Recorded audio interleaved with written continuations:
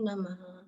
श्री चैतन्यमनोभीष्टं स्थापितं येन भूतले स्वयं रूपः कदा मह्यं ददाति स्वपदान्तिकं।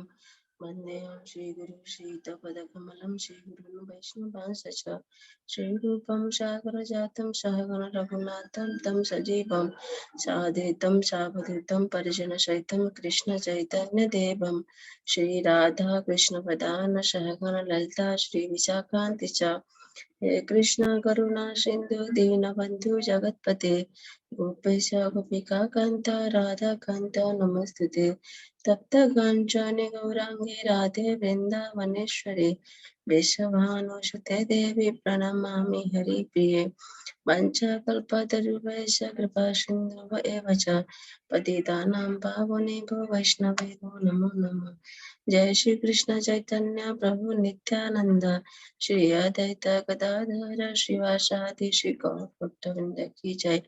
हरे कृष्णा कृष्णा कृष्णा हरे हरे, हरे राम राम राम हरे हरे। हरे कृष्णा कृष्णा कृष्णा हरे हरे, हरे राम राम राम हरे हरे। कृष्ण जय श्री प्रभुपाद की जय।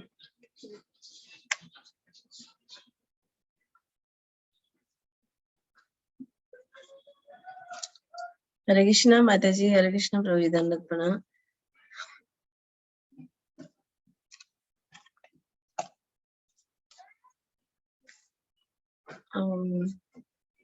ठीक है, हम लोग लास्ट में करेंगे। आज तो माता जी प्रभु जी दोनों नहीं आए, ऐश्वर्या माता जी और कुणाल ठाकुर प्रभु जी। हम लोग थोड़ा 15 का थोड़ा रिवाइज करेंगे। माता जी बताएंगे क्या 15 का? माता जी, दिशा माता जी, प्रीति माता जी, आप दोनों में से कोई बता सकते क्या 15 का क्या समझ में आया कुछ?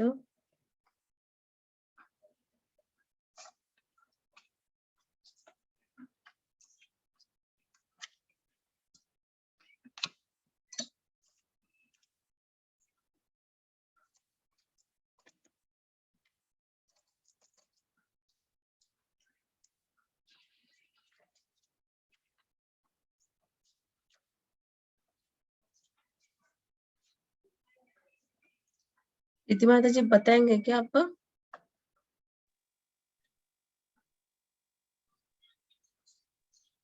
माता जी साउंड आपका नहीं आ रहा, माता जी बहुत लो है, साउंड नहीं आ रहा आपका। अब ईयरफोन यूज कर रहे थे माता जी, उसमें नहीं आ रहा माता जी। क्या बोल रहे समझ में नहीं आ रहा, कुछ कुछ भी सुनाई नहीं दे। अब माता जी सुनाई दे रहा ना? नहीं दे रहा ना?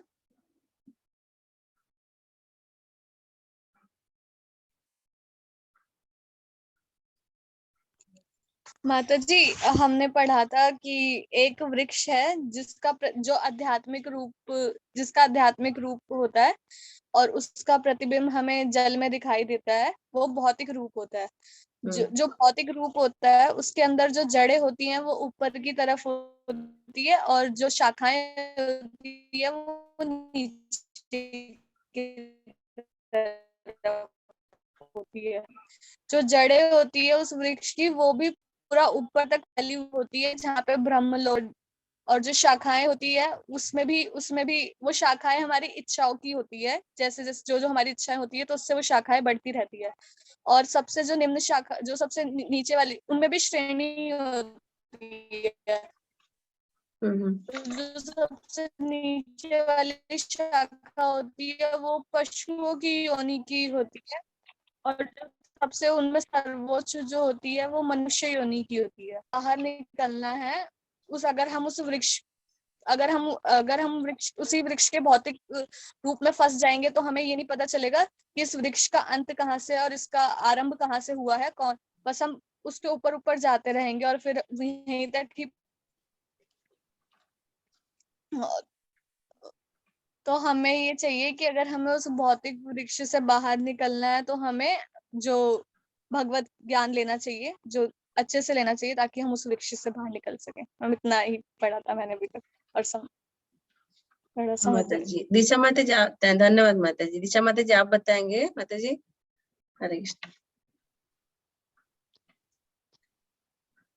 नहीं बात मैं मतलब कल हमने आध्यात्मिक और भौतिक जगत के बीच में के संपर्क को पढ़ा है कि जैसे अगर भौतिक जगत एक वृक्ष है तो सॉरी आध्यात्मिक जगत एक बड़ा वृक्ष है तो भौतिक जगत उसकी परछाई है। और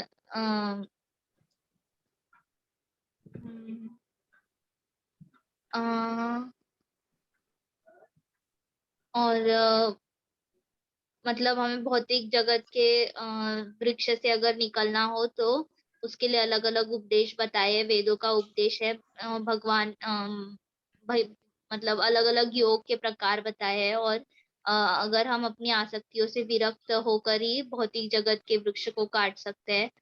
और जो ये भौतिक जीवन है उसी के कारण हम इंद्रियों से संघर्ष कर रहे हैं तो उससे परे जाने चाहिए। माता जी ठीक है, धन्यवाद माता जी। हरे कृष्णा।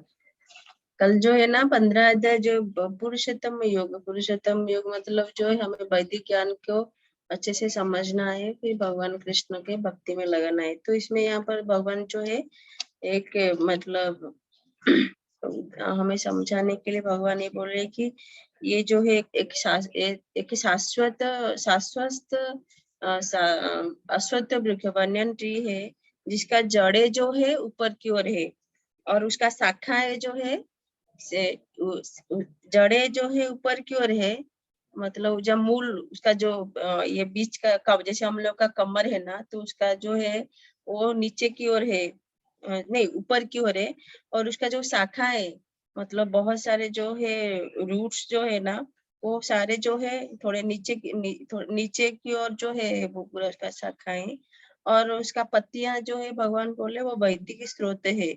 जो जो फिर भगवान बोले जो वृक्ष को अच्छी तरह से समझ लेता है वही वेदों का ज्ञानता कहलाता है। तो भगवान यहाँ पर जो है डिटेल में बता रहे कि जो ये जो भौतिक जगत का जो बंधन है उसका तुलना ये अश्वत्थ वृक्ष से की गई है। और जो व्यक्ति सकाम कर्म में लगा हुआ है उसके लिए वृक्ष का कोई अंत नहीं है। वैसे मतलब जो है ये भौतिक जगत में अगर सकाम कर्म में हम लोग फंसते रहेंगे तो जैसे वृक्ष का जो है वृक्ष का जो शाखा जो है मतलब इधर उधर वो जो है एक दूसरे से जो है घूम रहा है, उसका फल जो है बढ़ रहा है, उसका फल सकम कर्मियों का जो फल है बढ़ता जाता है। उसी प्रकार वृक्ष का शाखाएं भी जो इधर उधर बढ़ रहा है वो कम नहीं हो रहा है। तो भगवान बोल रहे हैं कि जो है और भगवान यहाँ पे बोले जो भौतिक जगत रूपी जो वृक्ष है ना, ये जो भौतिक जगत रूपी जो ये अश्वत्थ वृक्ष है ना, उसका कोई आदि नहीं है, अंत नहीं है उसको। फिर भगवान बोले अपने ये जो और भी बोले कि भगवान जो है वैदिक उसका जो पत्ते है ना, उसका पत्ते जो है वैदिक स्रोत है। तो मनुष्य को चाहिए कि जो है हाँ इस वृक्ष की जो जड़ है ना ऊपर की ओर बढ़ता है, क्योंकि जो वो उसका जड़ जो है इस ब्रह्मांड के सर्वोच्च लोकों से प्रारंभ हुआ है। उसका ये वृक्ष का जड़ तो जहाँ पर जो है ब्रह्मा स्थित है। यदि कोई मोहरूपी अविनाशी वृक्ष को समझ लेता है तो वह इससे बाहर निकल सकता है। फिर उसके बाद भगवान बोले कि ये बाहर निकलने का विधि को जानना बहुत आवश्यक है। तो भगवान बोले कि उसको ये बाहर जाने के लिए सबसे बड़ा सबसे अति उत्तम चीज है कि हमें भगवान के कृपा प्राप्त करना है और उनके सेवा से मतलब भगवत भक्ति से ही हम ये जो सकाम कर्म के कर्मी रूपी जो वृक्ष है, ये भौतिक वृक्ष है ना, उसका जो बंधन है उसको काट सकते हैं अस्त्र से। मतलब उसको भगवत भक्त करके ही ये भौतिक जगत रूपी अश्वत्थ वृक्ष को काट सकते हैं, वो भी विरक्ति भाव से। सकाम कर्म से विरक्ति भाव होना चाहिए, मतलब फल की आशा नहीं करना चाहिए। फल की आशा जैसे हम लोग चर्चा करे थे 3 प्रकार के कर्म के बारे में। तो पार्वती माता जी आप बताएंगे 3 प्रकार के कर्म के बारे में हम लोग चर्चा करे थे। जी माता जी, सत्कर्म, अकर्म और विकर्म। थोड़ा डिटेल में बोल सकते हैं क्या माता जी, उसका मीनिंग क्या है? मतलब जो कर्म मतलब कैसे, मतलब कर्म की, मतलब फल की आशंका किए बिना जो कर्म किया जाता है। हाँ। और माता जी, वो तो फल के आशा बिना जो कर्म करते हैं वो सकर्म होता है। वो फल की आसक्ति के बिना जो कर्म करते हैं वो अकर्म होता है, और ओके, उसे हाँ, भगवान के लिए अगर करेंगे तो वो अकर्म है। अकर्म होता है, हाँ। और खुद के लिए कर्म फल प्राप्त करने के लिए अगर हम कर्म कर रहे हैं तो वो है कर्म, मतलब सकाम कर्म। फिर विकर्म जो है, जैसे जैसे ऐसे शास्त्र है, शास्त्रों के नियम अनुसार हमें कर्म करना चाहिए। वो सकाम कर्म वाले शास्त्रों के नियम के अनुसार अपना नियत कर्तव्य करते हैं, पर खुद के लिए फल के लिए फल प्राप्त करने के लिए करते हैं, तो इसलिए उनको बंधन मिलता है। पर ये जो विकर्म जो है, ये तो शास्त्रों को मानता ही नहीं है, और अपने मन मर्जी से मन मुताबिक उसको जो अच्छा लगता है उसी को फल का कार्य करता है और फल को भोगता है, तो वो विकर्म है।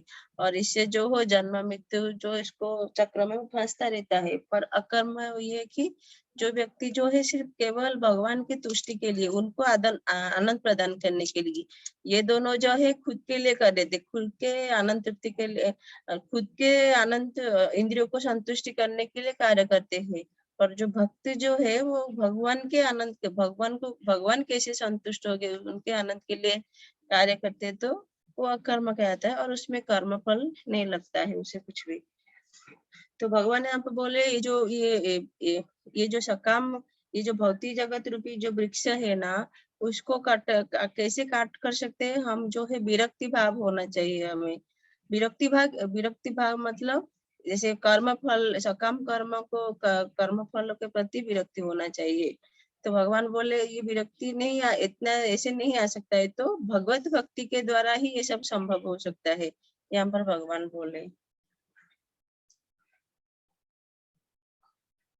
फिर हम लोग 24 तत्वों के बारे में इधर इसमें चर्चा कर गया था कि ये जो है अश्वत्थ वृक्ष जो है, ये अश्वत्थ वृक्ष जो है एक प्रतिबिंब है। ये जो भौतिक जगत जो है आध्यात्मिक जगत के प्रतिबिंब है। तो प्रतिबिंब जो है जो बहुत समय तक नहीं टिकता है, वो चला जाता है, ज्यादा समय टिकता नहीं है। पर जो मतलब कौन चीज टिकता है, मतलब शाश्वत क्या है, शाश्वत है जो है आध्यात्मिक लोक।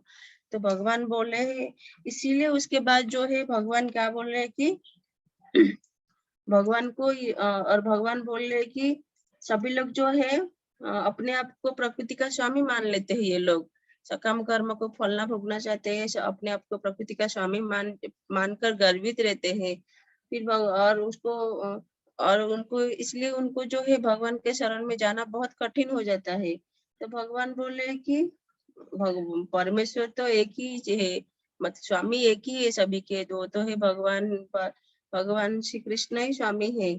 तो जब अगर वो भगवान के शरण ग्रहण करना चाहेगा तभी ये सब मतलब संभव होगा, उसको विरक्ति भाव आएगा। और जब तक हम ये जो है अपने ये सकाम कर्म में लगे रहेंगे ना, तब तक हमें जो है बार बार ये जन्म मृत्यु चक्र में फंसते रहेंगे और दुख कष्ट भोगते रहेंगे। और इसलिए ये जो है भगवान बोले कि उसको सही ज्ञान पाना चाहिए कि उसको क्या सही है क्या गलत है। फिर उसके और मतलब भगवान बोले उसको शरणागत होकर उसको भगवान के जो है भगवान का धाम के प्रति धाम जाने के लिए तैयार होना चाहिए। तो उसी के लिए उसके बाद और भौतिक जगत में दुख और कष्ट सभी चीज रहते हैं, जैसे हम लोग चर्चा करे थे। हमें सभी चीज में कुछ भी हमें हाथ लगाते उसको पैसा मतलब उसको खरीदना पड़ता है। तो उसके इसलिए भगवान जो है नेक्स्ट टाइम भगवान बोल रहे हैं कि मेरा परम धाम ऐसा धाम है, मेरा परम धाम जो है ना उसमें ना सूर्य या चंद्रमा की रोशनी की जरूरत है और ना अग्नि या बिजली की। उधर जो है भगवान का धाम स्वयं प्रकाशित है। जैसे हम लोग विराट रूप में चर्चा करे थे, विराट रूप में भगवान का धाम जो है उनके तेज, उनका जो शरीर के जो तेज से भगवान का शरीर का तेज से वो धाम प्रकाशित है। उधर ना ये अपना अलग से ना बिजली की जरूरत है ना अग्नि की जरूरत है। तो भगवान बोल रहे हैं कि उधर वहाँ जैसे यहाँ पर जैसे हम लोग चर्चा करते कल, हमें यहाँ रहने के लिए घर का किराया देना पड़ता है और एक एक चीज हाथ, कौन से भी चीज हाथ लगाओ उसके पहले पैसा दो, फिर हाथ लगाओ, देखो, खरीदो। पर वहाँ पे ऐसा कुछ भी नहीं है। हमें ना हमें जीएसटी भरना पड़ता है, ना पानी का बिल, कुछ भी नहीं करना पड़ता है। और भगवान बोले कि और मेरे धाम जो आ जाता है ना, उसको सुख ही सुख मिलता है। ना हमें अपने ना घर का अपना परिवार का पोषण के लिए हमें ना कुछ टेंशन रहता है, ना मतलब कुछ उसको समस्या नहीं रहता है। उधर वो जो है उनका एक ही कार्य, यहाँ पे हम लोग रहते हैं ना, हमारा हमारा दिमाग इधर उधर भागता रहता है, कैसे मैं थोड़ा पैसा कमाऊं, अपना परिवार का पोषण करूं, कैसे मैं थोड़ा आगे बढ़ूं, मतलब ये सब हमारे दिमाग में रहता है, मतलब खुद के लिए, अपना परिवार के लिए। और भगवत धाम में जो है ना, भगवान जो है बता रहे कि भगवत धाम में ये सब चीज कुछ भी नहीं रहता है। उधर एक ही चीज रहता है उनके मन में कि मैं कैसे भगवान कृष्ण का संतुष्ट करूं, उनके सेवा में ही खाली मन रहता है, तो मन लगा रहता है। जो जैसे हम लोग बताए थे ना, जैसा हम परिवेश में रहेंगे ना, हमारा मन भी वैसे ही रहेगा। तो भगवान के धाम में तो ऐसा है, दिव्य है वो जगह। उधर ना जैसे यहाँ पर झगड़ा, कलह और ईर्ष्या, ये सब कुछ भी नहीं है भगवान के धाम में।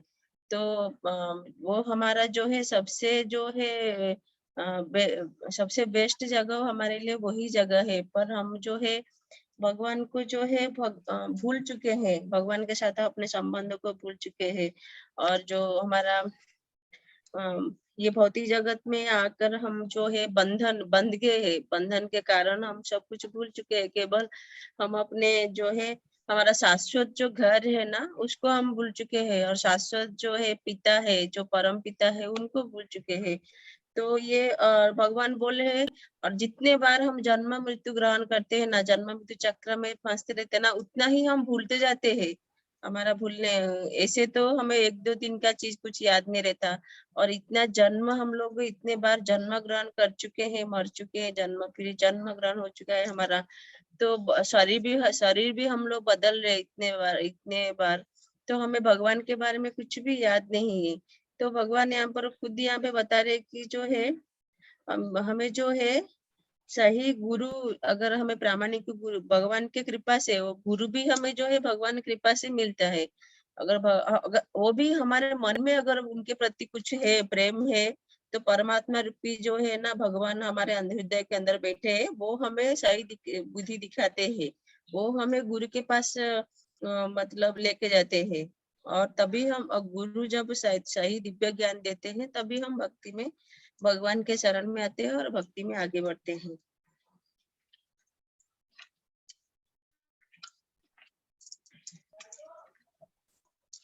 फिर इसके बाद भगवान जो है अपने ऐश्वर्य के बारे में फिर से यहाँ पर चर्चा करे। भगवान चर्चा कर रहे कि मैं प्रत्येक जीव में हृदय में आसीन हूँ, मैं श्रुति हूँ, ज्ञान हूँ, विस्मृति भी मैं ही हूँ, सारे वेदों द्वारा जानने योग्य मैं ही हूँ, और वेदों का संकलन करता तथा वेदों को जानने वाला मैं ही हूँ।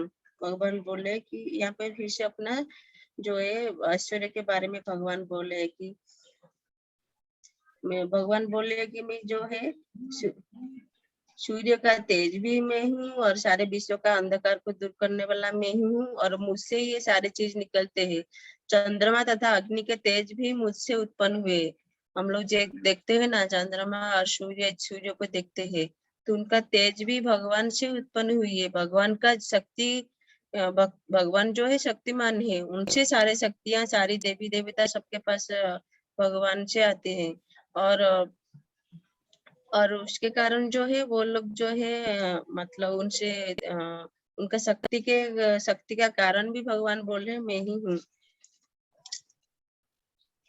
फिर जैसे हम लोग 16 में जो है भगवान बोल रहे कि जीव जो है दो प्रकार के है, एक मतलब चित्त तथा अचित्त। भौतिक जगत में जो जीव है उनको चित्त यानी क्षर मतलब जो है नाशवान है, भौतिक जगत के लोगों का शरीर जो है नाशवान है, और आध्यात्मिक जगत में जो लोग है ना, उनका शरीर जो है अक्षर है, मतलब वो दिव्य स्वरूप है, उनका शरीर दिव्य शरीर है, तो वो नाशवान नहीं है। और फिर भगवान बोल रहे हैं कि इसके अतिरिक्त एक परम पुरुष यानी परमात्मा है, जो साक्षात अविनाशी भगवान है और तीनों लोकों में प्रवेश करके उनका पालन करते हैं। परमात्मा जो है तीनों लोकों के भगवान है, और उनके वो तीनों लोकों में प्रवेश करके उनका पालन करते हैं। उसके बाद लास्ट में जो भगवान बोल रहे हैं कि ये जो वैदिक शास्त्र को जो संशय रहित होकर परम पुरुषोत्तम भगवान को भगवान के रूप में मुझे जानता है, वह सब कुछ जानने वाला है, और वह व्यक्ति मेरी पूर्ण भक्ति में लगे रहता है। और फिर भगवान बोले उसको बुद्धिमान भी भगवान बोले, वो सबसे बड़ा बुद्धिमान वही है। फिर हम लोग जो है अध्याय 16 में 16 आज चर्चा करेंगे। अध्याय 16 जो है उसमें जो है दैवी तथा आसुरी स्वभाव के बारे में बताया गया। जैसे दैवी स्वभाव मतलब जो है मतलब जो है जिनका स्वभाव जो है अच्छे गुण वाले जो लोग हैं उनके बारे में, जैसे हम लोग पढ़ चुके हैं जो लोग जो है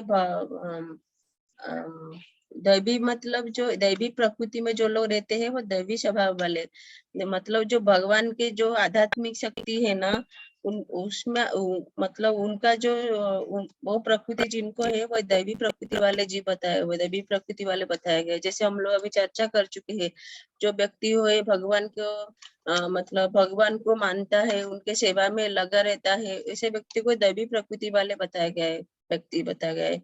और उस जैसे हम लोग चर्चा कर चुके हैं, फिर यहाँ पे भी भगवान बोले कि हे भरत पुत्र, निर्भयता, आत्मशुद्धि, आध्यात्मिक ज्ञान का अनुशीलन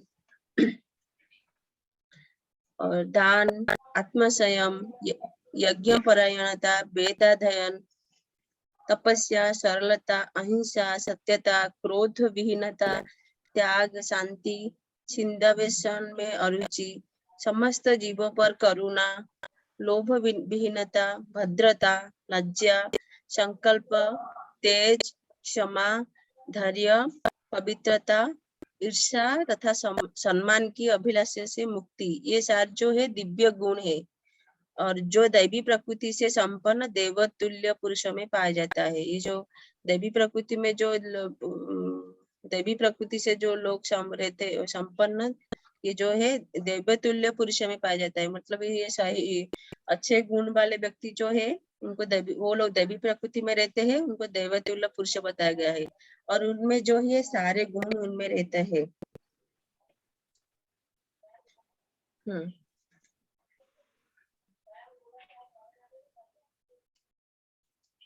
फिर यहाँ पर जो है भगवान ये बता रहे कि जो है ये तो दैवी गुणों के बारे में हमें मालूम है ये सब कुछ, जैसे पहले से भी ये चर्चा हो चुका है।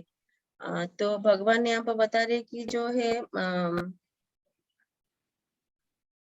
जैसे और हम जो है ये दैवी गुण जो है हमारे अंदर है नहीं है या नहीं, हम खुद इसको हम खुद अपने ऊपर मतलब रिसर्च कर सकते हैं। मतलब हम खुद सोच सकते हैं हमारे अंदर ये गुण है नहीं। जैसे निर्भयता, मतलब भय नहीं रहना चाहिए, भय नहीं है जिसको, और आध्यात्मिक ज्ञान का अनुशीलन, आध्यात्मिक ज्ञान में हम लोग मतलब उसके ऊपर हम लोग हमारा है ध्यान है नहीं। फिर इसके बाद दान दान दान फिर आत्मसंयम, यज्ञ परायणता, वेदाध्ययन, तपस्या, सरलता, अहिंसा, सत्यता, क्रोध विहीनता, त्याग, शांति, छिंदावेशन में अरुचि, फिर समस्त जीवों के प्रति करुणा, लोभ विहीनता, भद्रता, लज्जा, संकल्प, तेज, क्षमा, धैर्य, पवित्रता, ईर्ष्या तथा सम्मान की अभिलाषा से मुक्ति, ये सब जो है दिव्य गुण है। तो यहाँ पर भगवान ने ये समझाना चाह रहे कि हमें ये खुद को ये देखना चाहिए कि हमारे अंदर एक गुण है या नहीं। अगर नहीं है तो हम मनुष्य होने के नाते जो है हमें ये गुण को बढ़ाना चाहिए। ये जो गुण है ना, दैविक गुण है, इसको अपने अंदर ये बढ़ाना चाहिए। क्योंकि भगवान ने हमें मनुष्य शरीर जो है बहुत श्रेष्ठ शरीर है, दुर्लभ शरीर है। ये बार बार मनुष्य जन्म नहीं मिलता है, बहुत पुण्य कर्म करके और बहुत ज्ञान उपार्जन करके। और जैसे हम लोग पढ़ चुके हैं, मतलब लाखों हजारों लाखों ज्ञानियों में से कोई एक जो है भगवान का भक्ति कर सकता है, वो महात्मा जो है सुदुर्लभ है। तो और ये मनुष्य जन्म इसे बहुत लाखों करोड़ मतलब वर्षों के बाद ये बहुत सारे योनियों में चक्कर खा के मनुष्य जन्म मिलता है। 84 लाख। 84 लाख। धन्यवाद प्रभु जी। फिर भगवान बोले कि जो है ये बहुत कीमती है शरीर, तो उसका सही उपयोग करना चाहिए। तो हमें ये अपने अंदर जो है अपने सारे गुण को देखना चाहिए, हमारे अंदर ये गुण है या नहीं। जैसे अगर नहीं है तो उसको बढ़ाया जा सकता है ना, ये गुण को हम बढ़ा सकते हैं। जैसे कोई व्यक्ति बीमार है, कोई व्यक्ति बहुत कमजोर है, तो उसको वो डॉक्टर के परामर्श के अनुसार उसको सही इलाज होता है, सही इलाज होता है तो अपना शरीर का जो कमजोरी का जो ताकत बढ़ाता है, मतलब बहुत सारे मतलब एक्सरसाइज करके, दवाई वगैरह खा के, नेचुरल तरीके से, मतलब सभी तरह से वो प्रयास करता है कैसे मैं स्ट्रांग बनूं। तो हमें जो है मनुष्य होने के नाते हमें ये सब करना चाहिए। जैसे श्रील प्रभुपाद जी बोले, अपना जो है अंदर ये गुण को बढ़ाना चाहिए गुण, तभी हम जो है भक्ति में आगे बढ़ सकते हैं। और ये जब ये सारे गुण अगर हमारे अंदर ये बढ़ेंगे ना, तब हम भक्ति में रुचि, हमारे मन में भक्ति में रुचि बढ़ेगी, भक्ति में।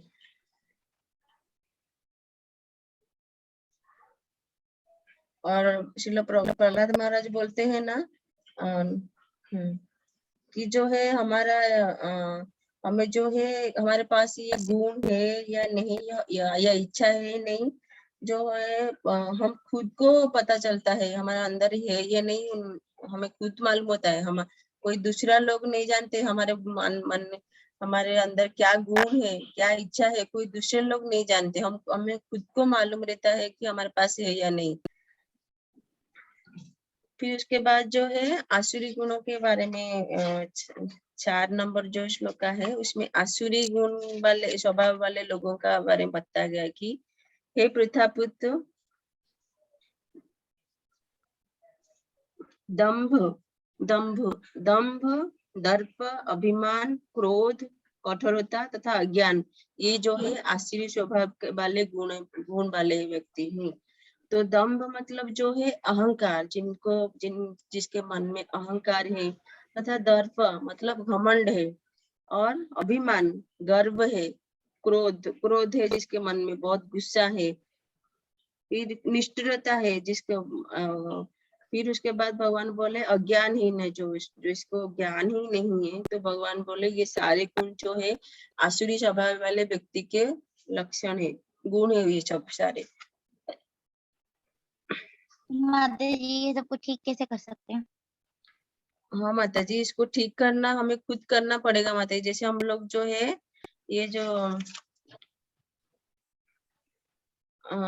भगवान का भक्ति करने के लिए हमारे अंदर अगर इच्छा रहेगा ना, तब हम इसको अपने खुद कर सकते हैं माता जी। अपने ये सब हम सारे चीज हमें खुद करना पड़ेगा।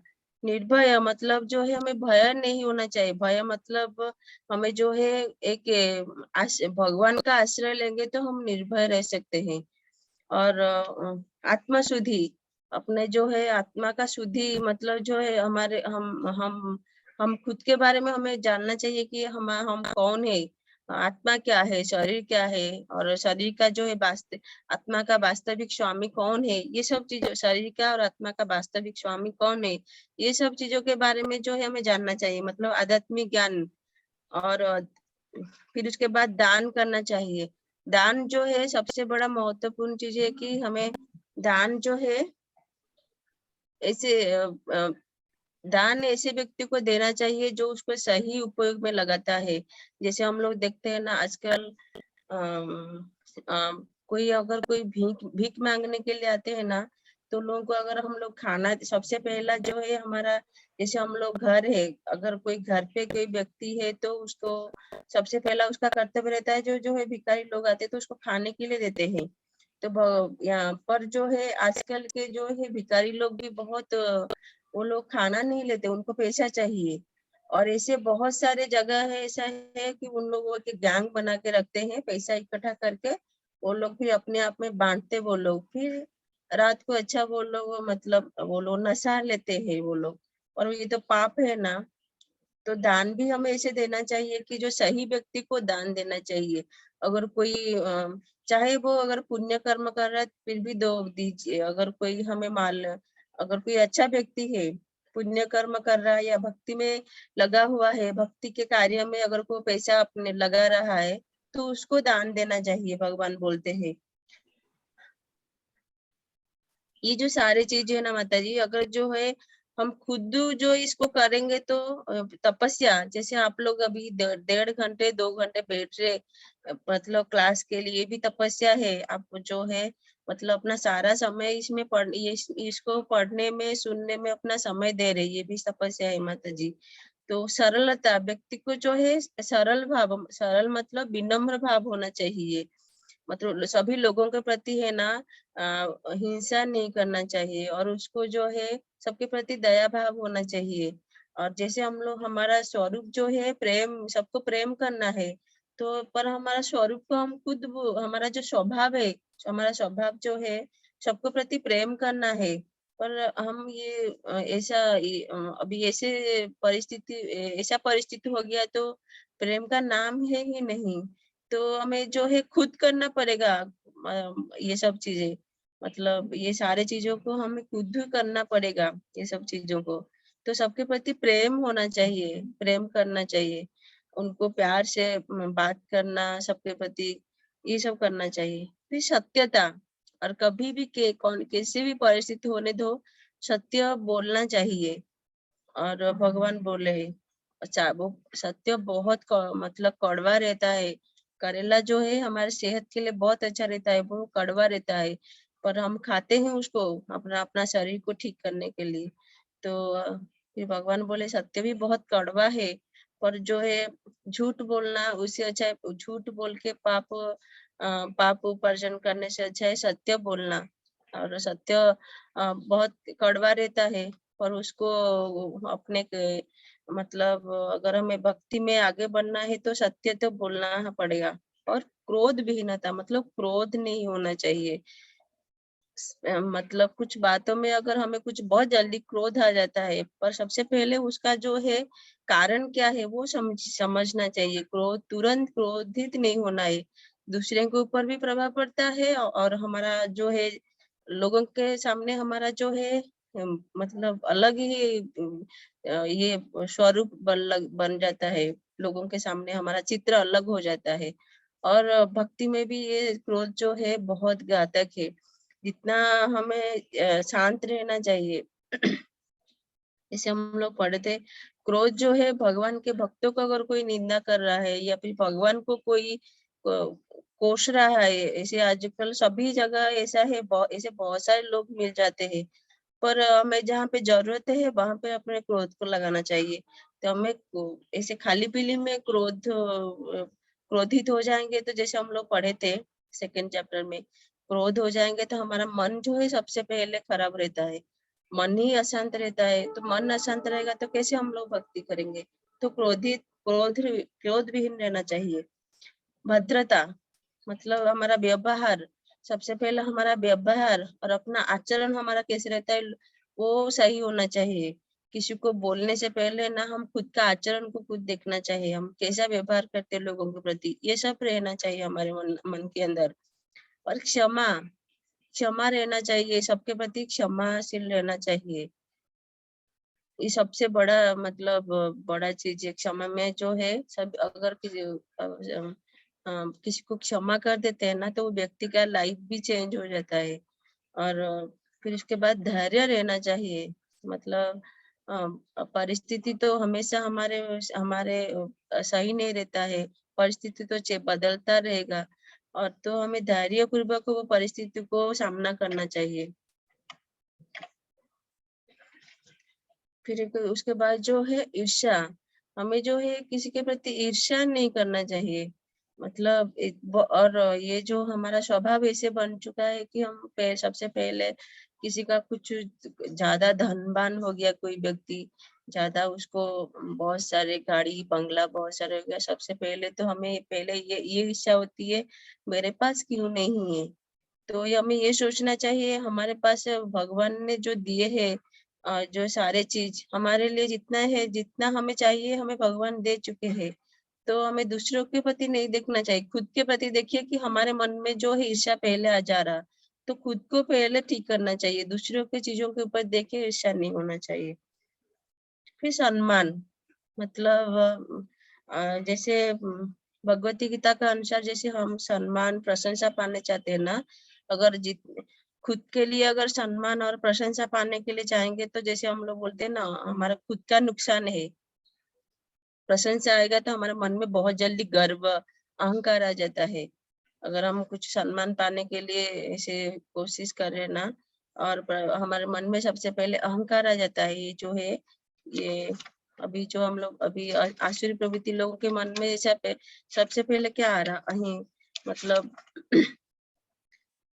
सबसे पहले अहंकार आ रहा, घमंड आ रहा। तो भगवान ये सब चीजों के बारे भगवान बोले कि आसुरी प्रवृत्ति लोगों का गुण है, तो हमें आसुरी प्रवृत्ति लोगों वाले गुण वाले लोग नहीं होना है। हमें भगवान के दैवी प्रकृति वाले जो है ना, हमारे अंदर दिव्य गुण रहना चाहिए मनुष्य होने के नाते। तो यहाँ पर भगवान बोले कि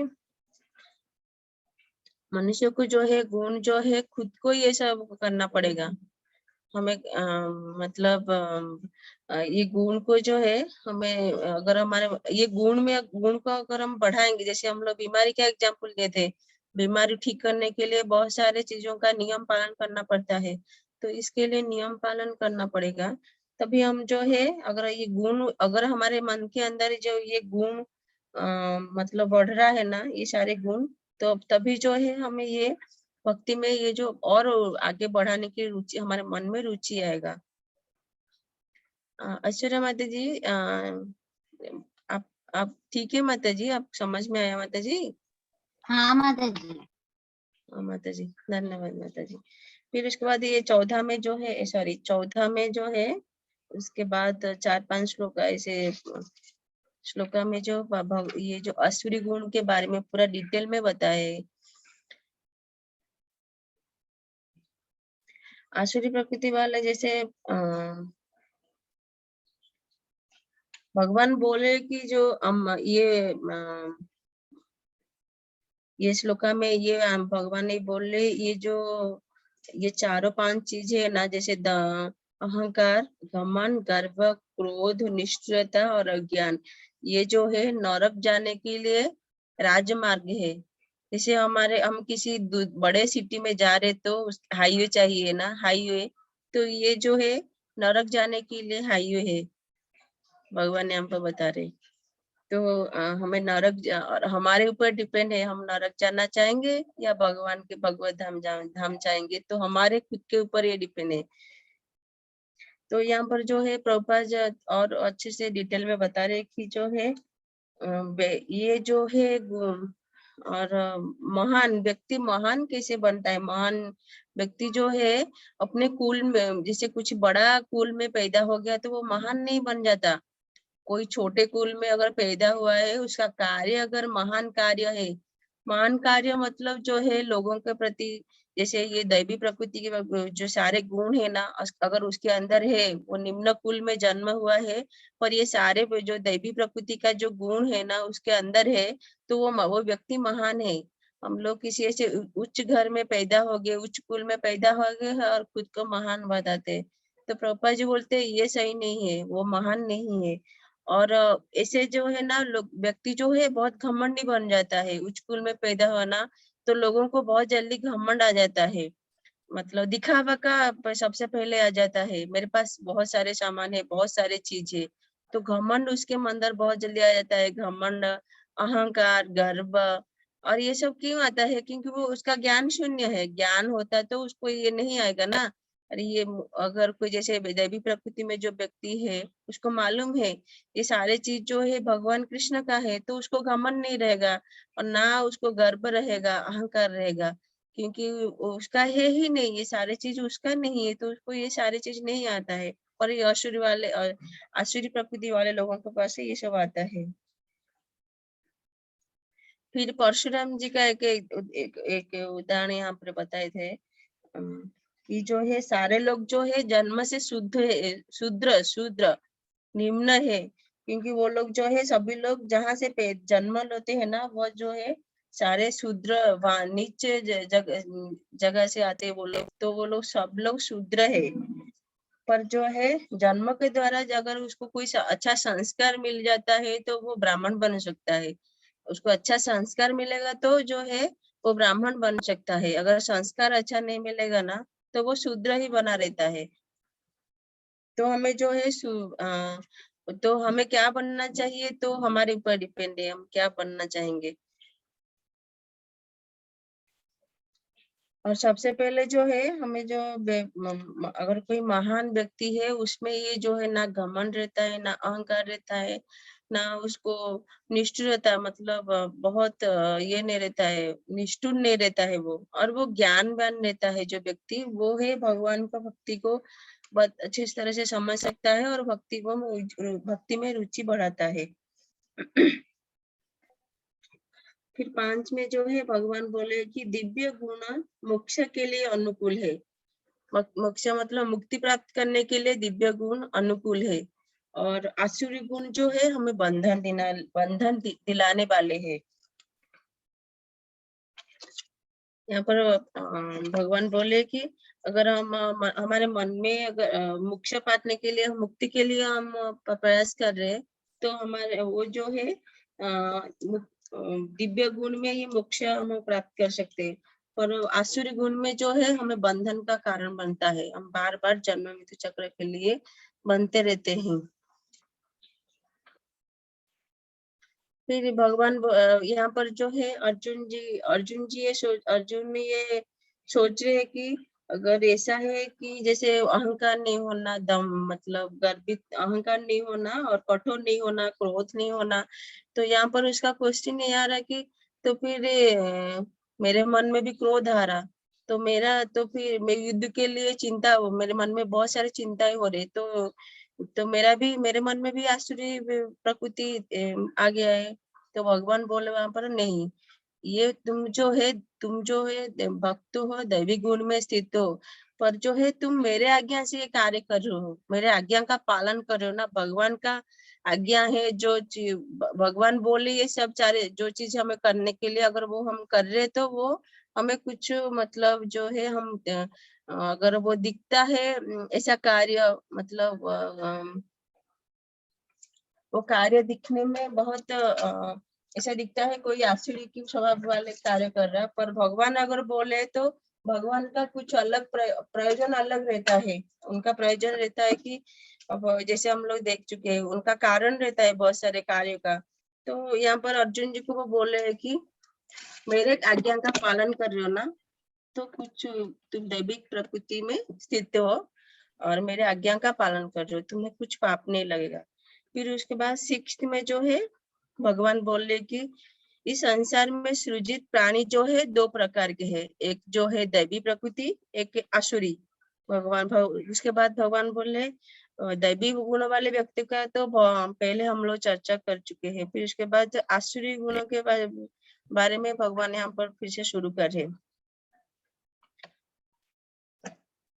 और भगवान यहाँ पे बोले कि अगर किसमें दैवी प्रकृति, दैवी गुण है, तो उसका वो चेंजेस हो सकता है।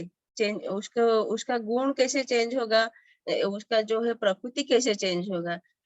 जैसे हम लोग तीनों गुणों के बारे में चर्चा करे थे कि जो है गुण जो है चेंज होता रहता है। तो कुणाल ठाकुर प्रभु जी आप बताएंगे गुण कैसे चेंज होता है। माता जी आप रिपीट करोगे एक बार। तीनों गुण मैं ठीक है मैं बोलती। जैसे है ना, अगर सुबह के समय सत्वगुण है ना, अगर सत्वगुण के समय अगर हम जो है सत्वगुण में क्या करना चाहिए, सारे जो पूजा पाठ भगवत का कार्य करना चाहिए।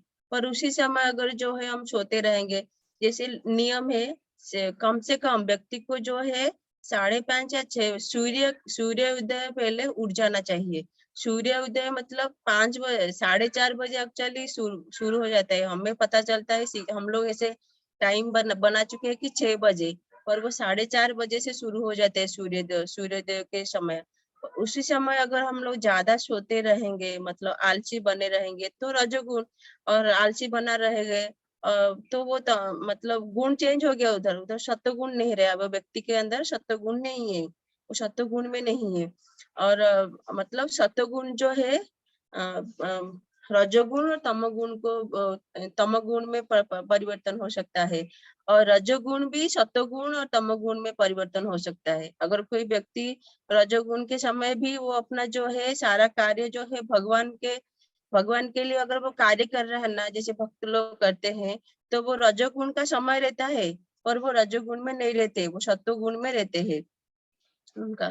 फिर उसके बाद तमोगुण, तमोगुण में जो है भगवान यहाँ पर बोल रहे हैं कि अगर कोई व्यक्ति मतलब हाँ, अगर कोई व्यक्ति जो है तमोगुणी का मतलब उसका स्वभाव क्या है, आलसी, निंदा आलसी होना, नींद आना उसको, और बहुत जो है मोह, काम वासना में बहुत आसक्त रहता है।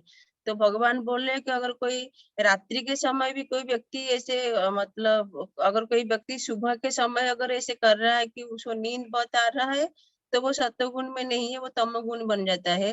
अगर तमोगुण में कोई व्यक्ति अगर रहकर ये सारे कार्य जो है, जैसे भगवान के लिए कोई कुछ कार्य कर रहा है ना, तो वो सत्वगुण में आ जाता है।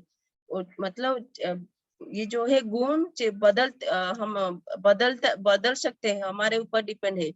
हम रजोगुण को सत्वगुण बना सकते हैं, सत्वगुण को रजोगुण बना सकते हैं, और तमोगुण को भी सत्वगुण या फिर रजोगुण में बना सकते हैं। अलग अलग गुणों में हम खुद कर सकते हैं, हमारे ऊपर ये निर्भर है।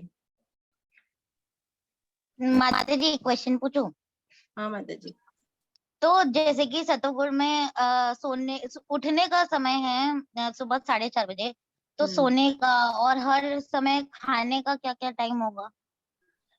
खाने का मतलब माता जी, जैसे हम लोग को जैसे शाम का बोलूं, शाम का कम से कम सूर्यास्त के बाद खाना नहीं चाहिए हमारे। और ये साइंटिस्ट लोगों का भी मत है, और ये हमारे स्पिरिचुअली आध्यात्मिक चीजों में भी हमारे लिए अच्छा है कि ज्यादा से ज्यादा 7 बजे, या फिर उससे ज्यादा होगा तो 7:30 बजे या 8 बजे के अंदर कम से कम जो हम लोग सोते हैं ना, हमारा नींद का समय ज्यादा से ज्यादा 9:30 या 10 बजे के अंदर रहना चाहिए, अगर ज्यादा। और आजकल सब लोग जो है ऑफिस में अलग अलग समय रहता है, तो हमें समय के हिसाब से हमें खाना चाहिए। और ज्यादातर लोगों का जो है बैठ कर कार्य का वो लोग काम करते हैं ज्यादातर, उनको मतलब एसी के नीचे, तो उनका शरीर बहुत खराब होता है। तो हमें जो है सूर्यास्त से पहले हमारा जो है डिनर कर लेना चाहिए, अगर पॉसिबल हो रहा है तो, मतलब 6 बजे से पहले। और उससे अगर ज्यादा नहीं हो रहा तो 7 या 8 बजे उसके अंदर, उसके बाद नहीं खाना बोलते, क्योंकि हमारा जो शरीर का जो है डाइजेशन सिस्टम है ना, वो बहुत स्लो चलता है। जैसे मतलब वो डाइजेशन का बहुत हजम नहीं होता है। और मेरे साथ भी ऐसे हो चुका है, मेरे खुद के साथ, मुझे ज्यादा देर से खाए तो हजम नहीं होती है। मतलब जितना हो सके 7 बजे के अंदर ऐसे मेरा हो जाता है। नहीं तो कुछ सूखा आइटम जैसे कुछ सलाद बगर, या कुछ जैसे मुरमुरा, या पोहा पोहा भी, वो भी मतलब खाली तेल में से सिका हुआ जो चीज है ना, मुरमुरे वगैरह, ऐसा कुछ ज्यादा भूख लग रहा तो खाओ, नहीं तो ज्यादा से ज्यादा 8 बजे के अंदर हमारा खाना हो जाना चाहिए। नहीं तो वो हमारा हजम, अभी हम यंग है तो हमें पता नहीं चलता, पर बाद में जो है दूसरा बीमारी में शुरू हो जाता है। कि ज्यादातर आजकल लोगों को गैस्ट्रिक प्रॉब्लम बहुत हो रहे, तो गैस का बहुत सबको प्रॉब्लम हो रहा है, तो क्योंकि इसके लिए माता जी उनका जो लाइफस्टाइल है माता जी, वो चेंज हो गया है सबका। वही खाने का तो समय ऊपर नीचे हो गया है, और उनका जो लाइफस्टाइल है वो सेडेंटरी हो गया है। यानी कि वो केवल ऑफिस के काम और घर का ऐसे ही कर रहे, मतलब जा रहे आ रहे। तो जो और पहले का जो कार्य हुआ करता था वैसे कार्य नहीं कर पाते वो। पर प्रभु जी हमें तो थोड़ा खुद को करना पड़ेगा प्रभु जी, अभी ऐसे ही रहेगा ये लाइफ चेंज नहीं होगा और भी बदलेगा कुछ नहीं तो हम लोग शाम होते ही हम लोग अपना जैसे अभी ऑफलाइन सब सुबह से शाम तक कर रहे, आगे ऐसा समय आएगा ऑफलाइन हम लोग शाम से सुबह तक करेंगे, ऐसा समय आएगा। तो हमें उस हिसाब से हमें अपना शरीर का भी ध्यान रखना चाहिए। वही मतलब रात को अगर ज्यादा टाइम हो गया तो ठीक है, अगर सबसे लेट जो है 9 बजे 8:30 सबसे लास्ट टाइम जो है 8 या 8:30, उसके बाद जो है और जैसे मंदिर में भी ऐसे लेट होता है, पर थोड़े लोग ऐसे हैं जो नहीं पाते हैं, जो ऐसे लोग जो हैं नए लोगों को तो नहीं कर सकते ऐसे 9 बजे 9:30 बजे तक ठीक है, पर जो है हमारा सोने का टाइम के ऊपर निर्भर है। अगर हम खाने के बाद 2 घंटे बाद सोना चाहिए, उसके पहले नहीं सोना चाहिए। नहीं हमारा ये पूरा डाइजेशन होना, खाने के बाद तुरंत भी बैठना नहीं चाहिए, थोड़ा अपना जो है थोड़ा तो कुछ भी हल्का फुल्का कुछ करना चाहिए, नहीं तो वर्किंग करना चाहिए तो वो डाइजेशन हो जाता। तो अगर ज्यादा नहीं हो रहा, टाइम नहीं हो रहा, देर से खा रहे तो थोड़ा ऐसे टाइम भी अलग बनाना पड़ेगा खाने पीने का। और खाने के बाद तुरंत ऐसे बैठना भी नहीं चाहिए, जो डाइजेशन प्रॉब्लम शुरू हो जाता, बाद में बहुत इधर उधर के बीमारी लग जाता है। तो हमें जो है और दोपहर का टाइम जैसे हम जैसे ज्यादातर लोग जो है ना अभी दो जैसे बोलते हैं कि हमें जो है एक बार फ्रूट्स लेना, मतलब खाने का चीज में ये कोई 3 बार ले रहे तो ठीक है, वो भी लिमिट में लेना चाहिए अपने शरीर के हिसाब से। जब एकदम जरूरी से ज्यादा भी नहीं खाना चाहिए, कुछ टेस्टी चीज है तो उसको जरूरी से ज्यादा भी नहीं खाना चाहिए, हमारे शरीर के लिए वो अच्छा नहीं है। अगर अच्छा लग रहा है तो थोड़ा अभी थोड़ा खा सकते हैं, फिर थोड़े 2 घंटे बाद और थोड़ा ऐसा खा सकते हैं, पर ऐसे 3 बार और 3 बार तो खाना चाहिए। अगर बच्चे हैं तो उनको थोड़ा ज्यादा चाहिए, अगर कोई मीडियम एज में है तो वो 3 बार खा सकते हैं। जैसे दूसरे और लोग और ऐसे मतलब जो चाय पीने वाले वो चाय पीते हैं या जूस वगैरह ले सकते हैं। पर अभी जो है भक्त लोग भी ऐसे करते हैं कि 2 ही बार लेते हैं, पर बीच में जो है फ्रूट्स लेते हैं, सुबह एक बार फिर बीच में फ्रूट्स वगैरह लेते हैं और शाम को 6 बजे या 7 बजे से पहले वो लोग खा लेते हैं। ये शरीर के लिए अच्छा है और ये की तपस्या है, तपस्या के जैसे भक्त लोग करते हैं ऐसा है। और खासकर जो मंदिर में जो ब्रह्मचारी लोग रहते हैं ना, वो लोग भगवान के सेवा में जो लोग लगे हुए हैं प्रचार में, वो लोग मंदिर में जो है समय जो है 2 ही बार रहता है, 2 ही बार, सुबह 10 बजे से 10 बजे, फिर शाम को 8 या 7 बजे के अंदर बस, और कहीं कहीं पे 6 बजे के अंदर ऐसा है बस। फिर बीच में अगर उनको भूख लग रहा है तो सूखा चीज कुछ ले सकते हैं या फिर फ्रूट्स लेना, ऐसे वो लोग उनका खाना पीना ऐसे रहता है, तो उनका शरीर स्वस्थ माता रहता है। जी हम्म। सुबह 4:30 बजे उठ के दोपहर के 10 बजे नाश्ता करेंगे तो बहुत देर नहीं हो जाएगा?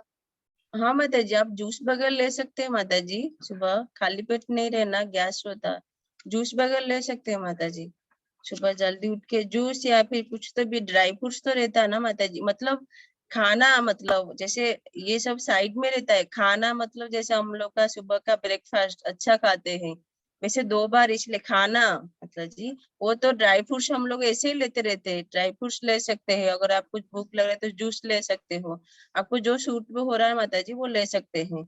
मतलब थोड़ा पेट खाली नहीं रहना चाहिए, मतलब वो भी अपने शरीर के हिसाब से लीजिए, ऐसे जबरदस्ती नहीं, अपने शरीर को शूट हो रहा तो आप ये करिए मतलब ये कर सकते हैं।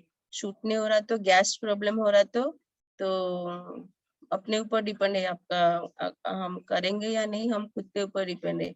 नहीं तो जैसे हम लोग सुबह ब्रेकफास्ट में दो ये मतलब डोसा इडली पोहा ये सब लेते रहते ना, या रोटी सब्जी, तो मतलब अगर आप सुबह जल्दी उठ रहे तो कुछ ड्राई फ्रूट्स वगैरह ले सकते हैं, जैसे आजकल सब लोग लेते हैं गर्म पानी ड्राई फ्रूट्स, कुछ खाते कुछ तो ना कुछ तो खाते हैं, ऐसे डायरेक्ट एकदम रोटी सब्जी सब लोग नहीं खाते जितना मालूम है, वो लोग उसके पहले कुछ ना कुछ खाते हैं, तो ऐसे ले सकते हैं।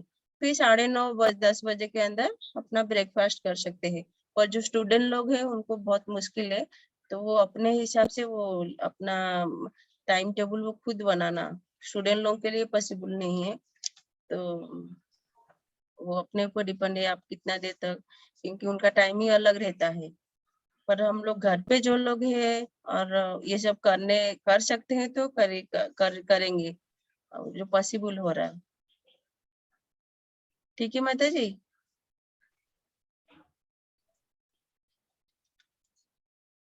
हाँ माता जी। हाँ माता जी, धन्यवाद माता जी। हाँ माता दिशा जी, धन्यवाद। दिशा माता जी आप अपना वीडियो ऑन करिए ना। थैंक यू माता जी। और ऐश्वर्या माता जी भी, अगर आपका नेट ठीक है तो वीडियो ऑन कर सकते हैं माता जी। और पार्वती माता जी, पार्वती माता जी का नेट थोड़ा लो रहता है।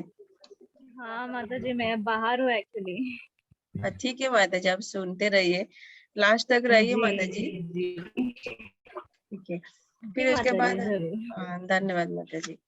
फिर जैसे दैवी प्रकृति में हम लोग कैसे रह सकते हैं, जैसे हम लोग जैसे अभी आप लोग हम सब लोग अभी कैसे हम एक जगह हम लोग एक जगह बैठकर ये भगवत गीता का कथा भगवत गीता के बारे में सुन रहे, पढ़ रहे और भगवान के बारे में हम लोग का उनका जो ये लीला है उनके, तो ये लीला के बारे में हम लोग सुन रहे, तो ये दैवी प्रकृति में अभी स्थित है ये सारे चीजें आप लोग सब।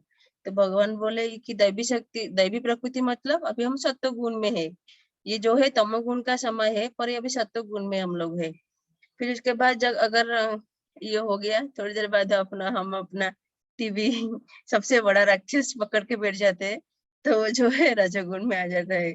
फिर उसके बाद जो है रात के समय को जो है तमोगुण। यहाँ पर जो है भगवान बोले कि जैसे हम लोग कल कल परसों चर्चा करे थे, एक हवा जो है सुगंध को जो है हवा जो है बहा लेता है, एक जगह से दूसरे जगह बहा लेता है ना, उसी और दुर्गंध भी उसके साथ भी बहा जाए, सुगंध भी जाता है और उसके साथ दुर्गंध भी जाता है। तो भगवान बोले कि हम हवा का संग सुगंध में था, सुगंध जब था तो उसका अच्छा सुगंधित फूल के पास अगर उसको हवा का बहना शुरू हो गया तो वो सुगंध मिल रहा था, मतलब दैवी प्रकृति, इसको उदाहरण के तौर पर बताया गया। और दुर्गंध दुर्गंध मतलब जैसे दूसरे लोगों के मतलब गलत संगों के असर में आएगा, जैसे दुर्गंध के ऊपर अगर हवा आया उसको भी वो बहा के लेके जाता है, उसका संग में आया तो उसका वो हवा जो है दुर्गंध में परिणत हो जाता है।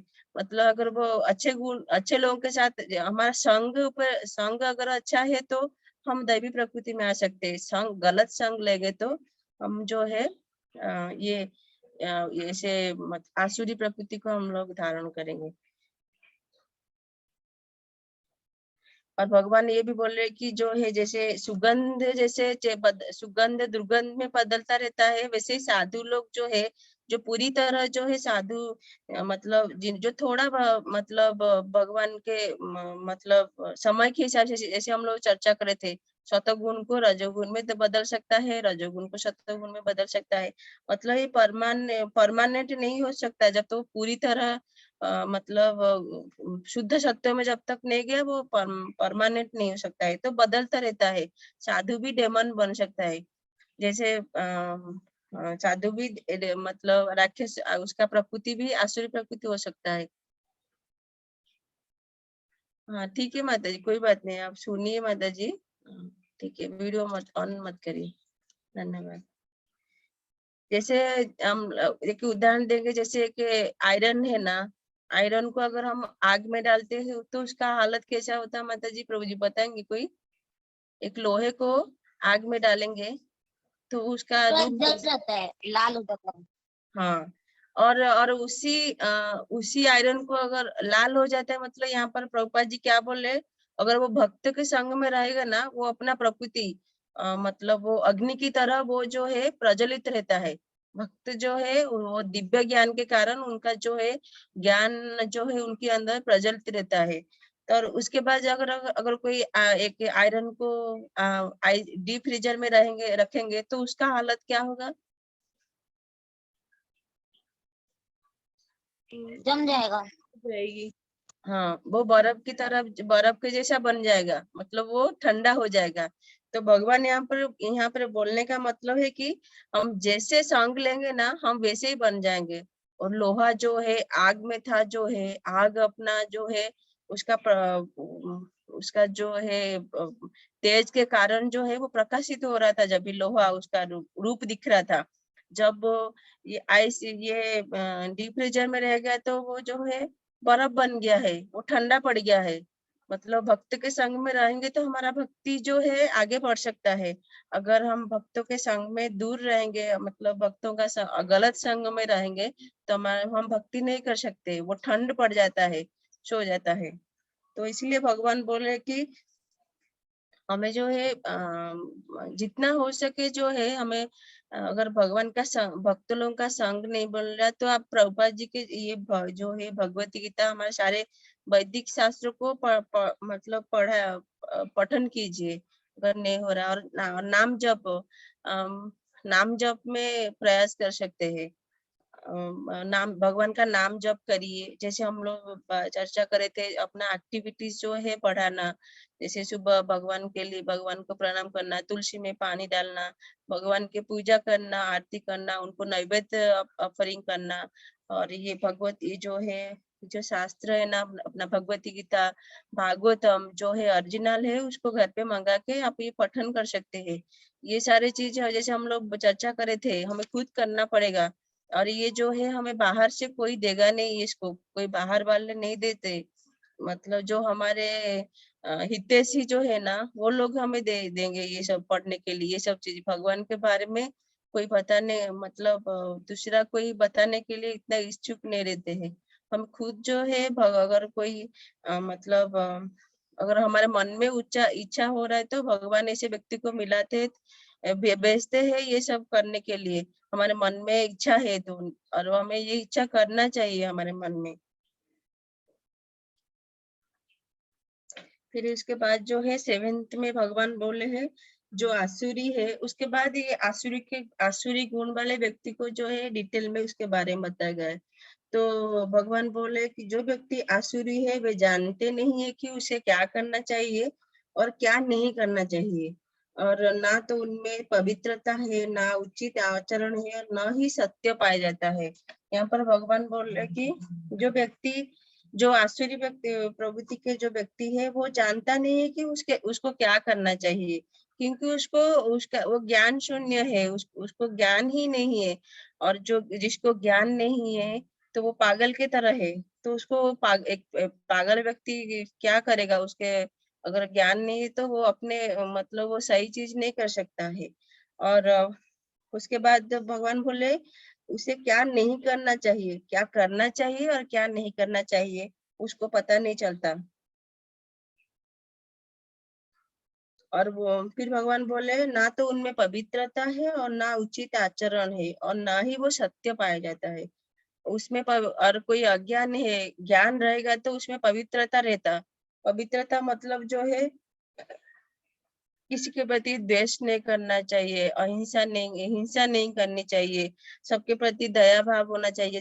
जैसे दैवी प्रकृति वाले गुणों का व्यक्ति में जो गुण रहता है, उसमें जो पवित्र व्यक्ति है ना, उसमें ये सारे चीज रहता है। तो उसमें अगर जो आसुरी प्रकृति वाले व्यक्ति है तो वो अज्ञान है, तो उसमें पवित्रता कहाँ से आएगा। अगर खुद के शरीर में खुद के अंदर पवित्रता नहीं है तो उसको आचरण कैसे सही होगा, उसका आचरण सही नहीं होता है। जो पवित्र है, जो मतलब जो भक्त लोग है, उनका आचरण भी सही रहता है। और भगवान यहाँ पर बोल रहे कि वो ना ही सत्य को माता पाया जी आप जाता है। वापस रिपीट करोगे, आपका आवाज ब्रेक हो रहा। सॉरी माता जी। नहीं प्रभु जी, कोई बात नहीं। यहाँ पर भगवान बोले कि जो आसुरी प्रवृत्ति वाले व्यक्ति है वो जानते नहीं है कि उनको क्या करना चाहिए, और ये भी जानते नहीं है कि उसको क्या नहीं करना चाहिए। मतलब हमें क्या करना चाहिए, मतलब जो करना मतलब जो है विधि, मतलब जो एक नियम रहता है जो हमें करना चाहिए। और उसके बाद भगवान बोले उसे ये भी नहीं पता उसको क्या नहीं करना चाहिए, मतलब जो है निषेध है। हमें जो अगर हमें कुछ जैसे भक्ति में आगे बढ़ना है ना, तो हमें कुछ विधि रहता है, वो हमें जो है प्रतिदिन करना चाहिए, जिससे हमारा भक्ति आगे बढ़ेगा। और उसके बाद जो है क्या नहीं करना चाहिए, कुछ निषेध रहता है। जैसे इसमें भगवान के भक्ति में आगे बढ़ने के लिए ये रूल से है कि नशा द्रव्य नहीं करना, जुआ नहीं खेलना, मांसाहार नहीं करना और अवैध संग नहीं करना। तो ये जो है निषेध है, इसको भी नहीं करना चाहिए। तो जो ज्ञान शून्य है तो उसको ये सब कैसे संभव होगा? उसको पता नहीं चलता, उसको ज्ञान ही नहीं है तो ये सब कैसे करेगा? तो और ये सब नहीं करेगा तो उसके अंदर पवित्रता कहाँ से आएगा? पवित्रता है नहीं रहता है। फिर उसके बाद अगर पवित्रता उसके अंदर नहीं है तो उसका आचरण भी सही नहीं रहता है। व्यक्ति जो अगर ऐसा है ज्ञान शून्य है, उसको मतलब क्या करना चाहिए क्या नहीं करना चाहिए उसके बारे में उसको पता नहीं है, तो उसमें ना पवित्रता रहता है ना उसका आचरण सही रहता है और ना ही वो सत्य को जानता है। सत्य को नहीं जान पाता है क्योंकि उनका ज्ञान शून्य है।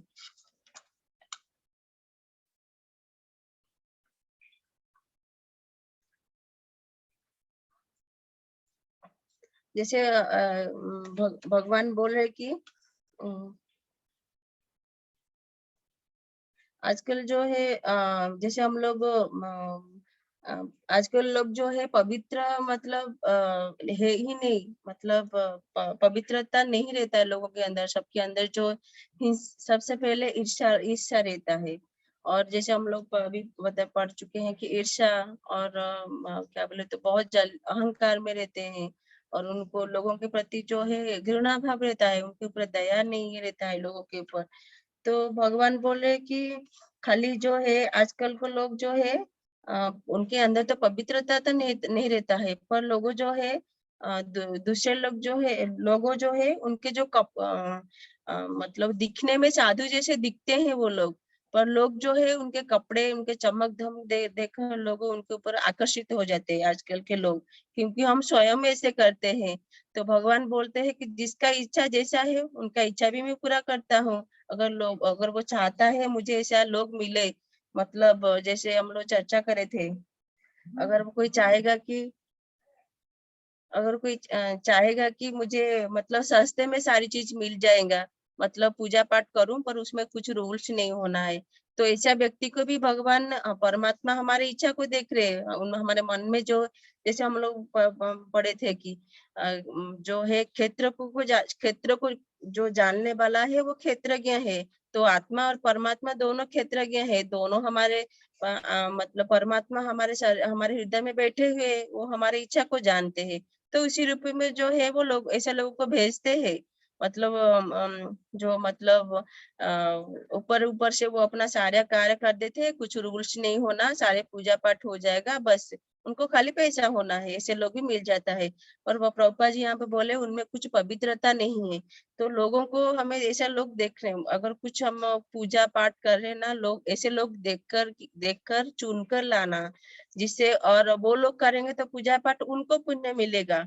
अगर आपको हो सक रहा है तो जैसे कोई वैष्णव लोग, जैसे हम लोग चर्चा कर रहे थे, जो है प्रभुपाद जी जो है ये इस्कॉन मूवमेंट में है ना, सभी लोगों को वैष्णव यानी ब्राह्मण बना रहे, सबको ब्राह्मण बना रहे।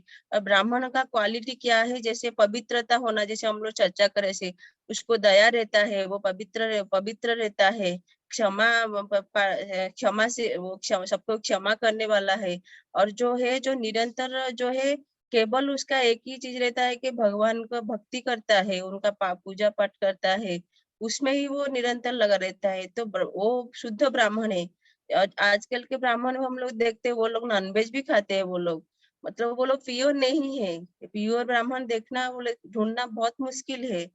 तो इसलिए प्रभुपाद जी जैसे यहाँ मतलब आज भक्त लोग जो है मतलब मंदिर में जो लोग पुजारी लोग रहते हैं ना, या फिर ब्रह्मचारी जो है बहुत सारे तपस्या करते हैं, उन लोगों को लेकर अपने अपने घर पे मतलब जिसको मालूम हो गया वो लोग ऐसे करते हैं। मंदिर के जो है भक्त लोग हो या पुजारी लोग हो, उनको लेकर अपना घर का पूजा जो है वो लोग कराते, और उससे उन लोग को, और भक्त लोग जो है ना वो खुद के लिए नहीं करते, वो लोग अगर कुछ, और वो भक्त लोग जो है दूसरों को दूसरे के लिए भगवान से प्रार्थना करते, खुद के लिए कुछ नहीं करते, दूसरे लोगों के लिए वो प्रार्थनाएं करते हैं भक्त लोग।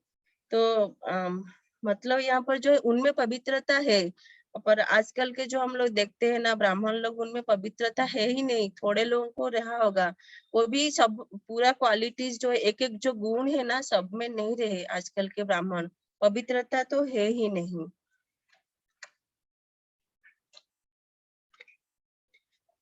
फिर भगवान फिर उसके बाद जो है भगवान जो है एक एक करके आसुरी की चीजों के आसुरी की लोगों का जो है उनका मतलब उसका परिणाम लास्ट में उसका क्या परिणत उसका क्या वो किस चीज को प्राप्त करता है सभी चीजों के बारे में यहाँ पर भगवान बोले कि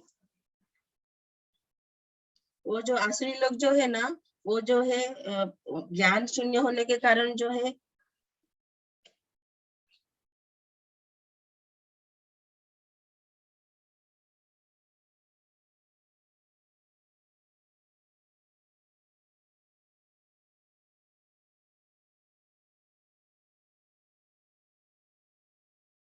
जल्दी सॉरी माता जी, आप क्या क्या चीज बोले जिससे हम लोग अपने आप को पवित्र कर सकते हैं? एक तो दया भाव और पवित्रता कर सकते हैं।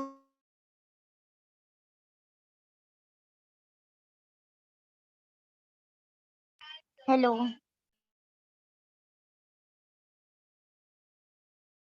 जी पवित्रता कर सकते मतलब जैसे हमारे सारे मतलब हमें किसी के प्रति जो है ईर्ष्या नहीं होना चाहिए, दया भाव होना चाहिए और सत्यता रहना चाहिए, क्रोध नहीं होना और कुछ त्याग करने की भी इच्छा रहना चाहिए और शांति रहना चाहिए। और ऐसे ये भगवत गीता का जो 16 अध्याय ना उसमें बताया गया है उसके अनुसार मैं बता रही हूँ माता जी कि हमें जो है आध्यात्मिक ज्ञान का अनुशीलन करना चाहिए। मतलब आध्यात्मिक चीजों में हम कैसे आगे बढ़ेंगे उसके ऊपर हमें रहना चाहिए। उसके ऊपर हमें जो है ज्यादा विश्लेषण करना चाहिए और हमारे मन में जो है हमें जो है लोभहीनता होना चाहिए। ये सारे गुण जो है यहाँ पर जो है भगवान बताए कि निर्भयता होना चाहिए। हमें केवल जो है हमें भय किस लिए रहता है?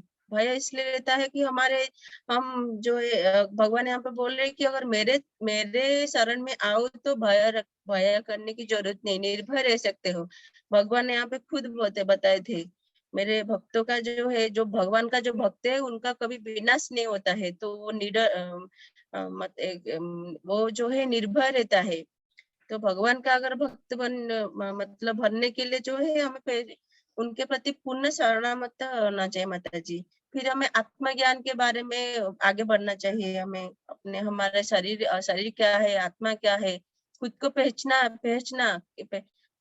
कि हम क्या है। हम मतलब हम और भगवान के साथ अपने संबंध को बढ़ाना चाहिए माता जी। और हमें धैर्य रहना चाहिए हमारे हमारे अंदर ईर्ष्या नहीं करना चाहिए। सबके प्रति मतलब सबके प्रति जो है दया भाव रहना चाहिए और भगवान का जो है पूर्ण शरणागत होना चाहिए। सबसे पहले उनका भक्ति में लगना चाहिए। और पवित्र सिर्फ माता जी अपने शरीर को ऐसे बाहरी तौर पर तो पवित्र नहीं, मन के अंदर से भी पवित्र रहना चाहिए। तो उसके लिए तो हमें सबके प्रति कृपालु होना चाहिए, दया भाव होना चाहिए, ईर्ष्यालु नहीं होना चाहिए, ना मन में अहंकार रखना चाहिए, ना घमंड घमंडी बनना चाहिए। मतलब ये थोड़ा मतलब कष्ट होता है। ये सब इतना जल्दी नहीं होता है पर उसको हमें जो है अभ्यास करना चाहिए इसे बनने के लिए। तभी जो है हमें जो है दैवी प्रकृति के जो गुण है ना उसमें आ जाएंगे। तो अब हमारे भक्ति में जो है अभी जो थोड़ा रुचि है और वो रुचि बढ़ जाएगा। अगर भक्ति में आगे बढ़ना है तो ये रुचि और बढ़ जाएगा। ये सब सारे जो गुण अगर हमारे मन में आ जाएगा, जैसे हम लोग चर्चा करे थे, मनुष्य होने के नाते ये गुण हमारे अंदर रहना चाहिए। पर नहीं है तो उसको पाने के लिए ये गुण को बढ़ाने के लिए हमें प्रयास करना चाहिए गुण को। ठीक है माता जी? हाँ माता जी।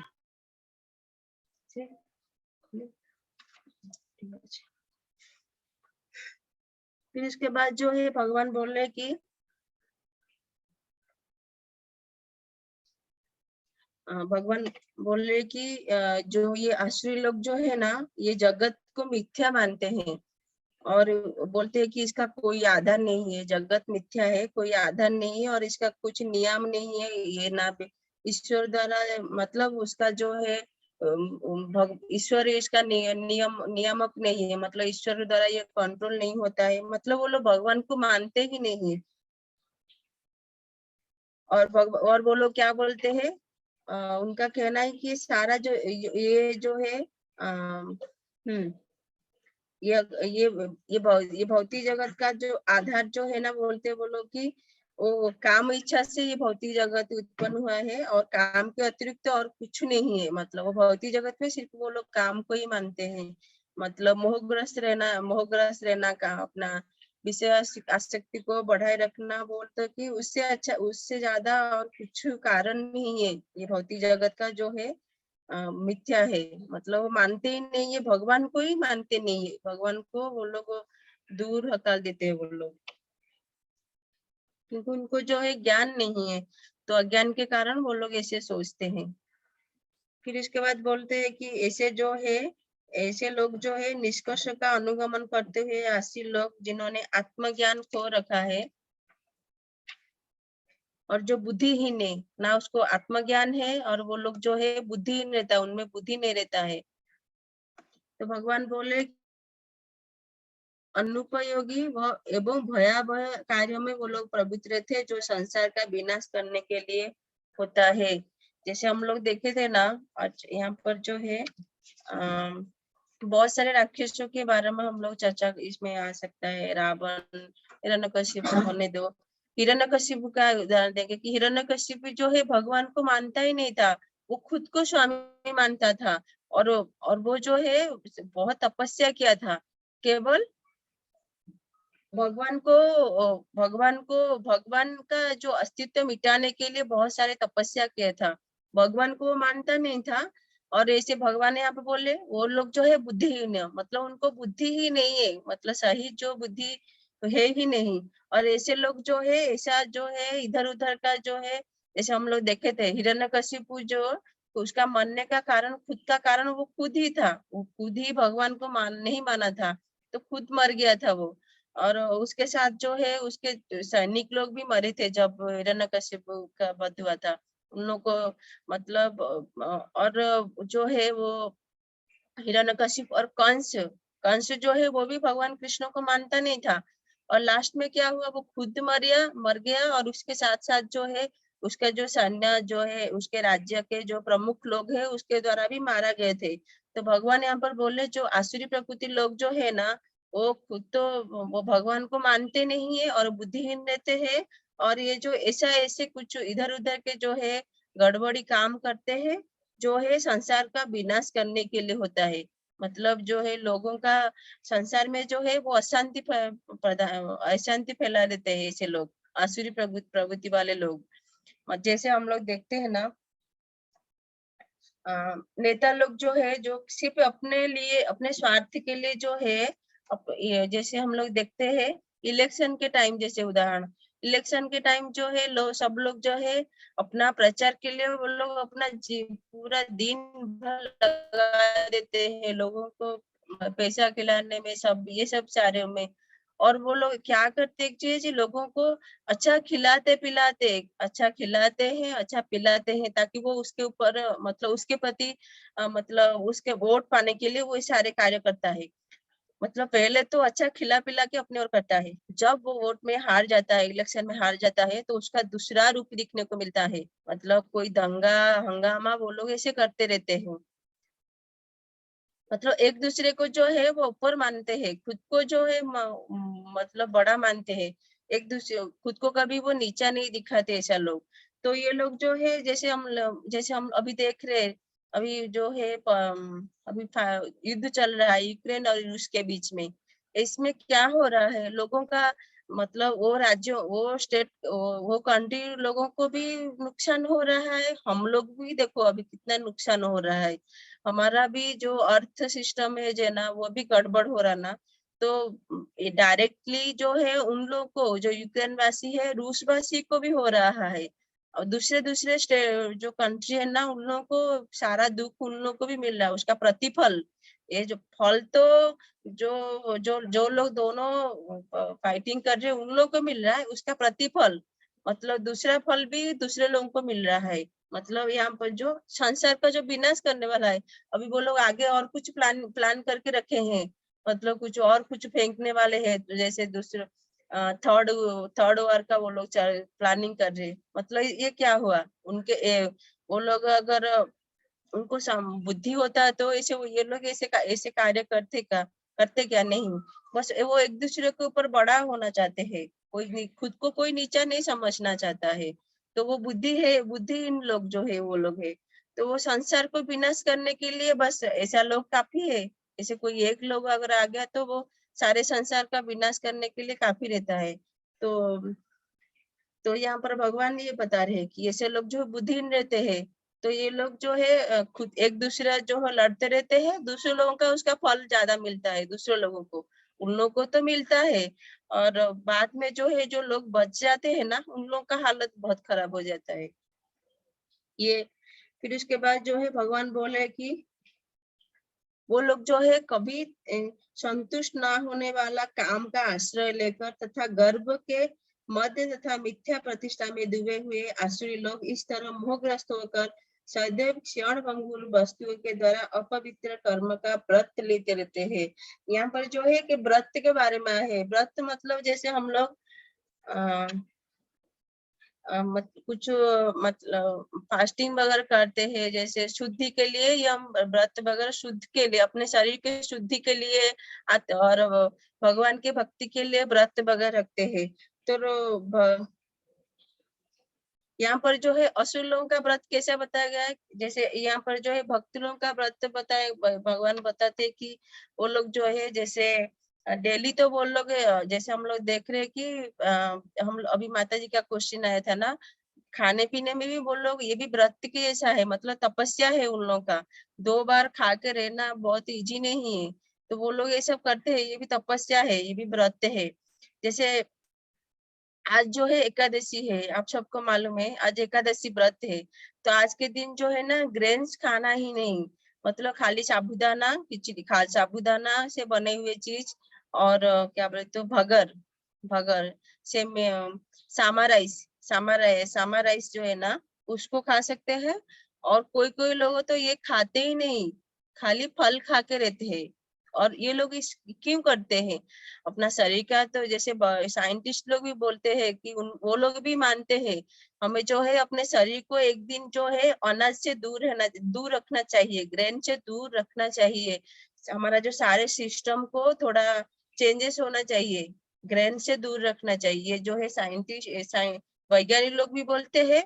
और जैसे स्पिरिचुअली में तो ये तो हमारे लिए अच्छा है, अगर हम ये व्रत कर रहे तो हमारा भक्ति के लिए, हम लोग भगवान के भक्ति प्राप्त करने के लिए ये सारे व्रत करते हैं, खुद के लिए, मतलब भगवान को प्राप्त करने के लिए।